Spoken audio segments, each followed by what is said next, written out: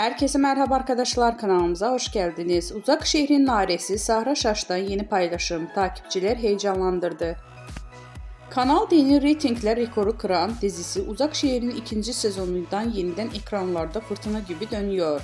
Başrollerinde Ozan Akbaba ve Sinem Ünsal'ın yer aldığı dizinin yeni sezon bölümü izleyicilerinden tam not alırken sosyal medyada da gündem oldu. Dizide Nare karakterine hayat veren başarılı oyuncu Sahra Şaş, Instagram hesabından yaptığı paylaşım ile takipçilerini heyecanlandırdı. Şaş'ın yeni sezon setinden paylaştığı fotoğraf kısa sürede binlerce beğeni aldı.